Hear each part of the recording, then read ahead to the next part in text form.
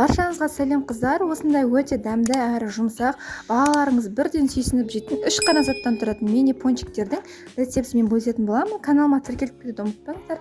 Және де видеоны соңына дейін қарауларыңызды сұраймын. Ең алдымен 2 жұмыртқа және де оның үстіне осы өлшеуді сгущенкамызды құйып, және де разрыхлитель салып, жақсылап осы 3 консистенцияны бір-біріне араластырып алатын боламыз.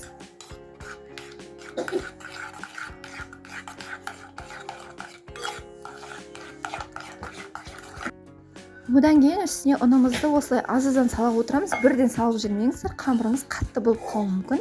Менің каналыма міндетті түрде тіркеліп кетіңіздер. Қазақша каналымды қолдап кетулеріңізді сұраймын.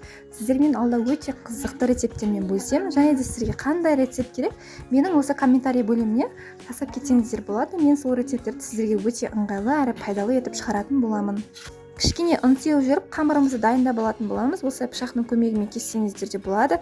Және де осы қамырымызды ұзынша етіп турап алып, оны лагман тәрізді етіп, бір келкі етіп осылай жаятын боламыз. Төртбұрышты етіп кессеңіздер де, немесе домалақ қылып орап алсаңыздар да, ол өз қалауыңызша. Мен кейбіреуін домалақ еттім, кейбіреуін осылай төртбұрышты етіп, баяу оттың астында, яғни орташа, қатты баяу емес, орташа оттың астында осылай пісіріп алатын боламыз. Қызарғанға дейін аралар жақсылап пісіп шығуы қажет.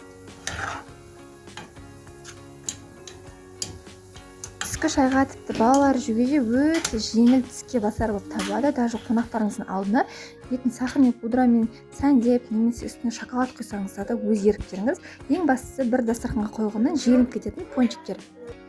Менің рецептім сіздерге пайдалы болса, міндетті түрде подписаться батырмасын басып, қоңырау шамды басып ұмытпаңыздар. Баршаңызға ас болсын, міндетті түрде жасап көріңіздер.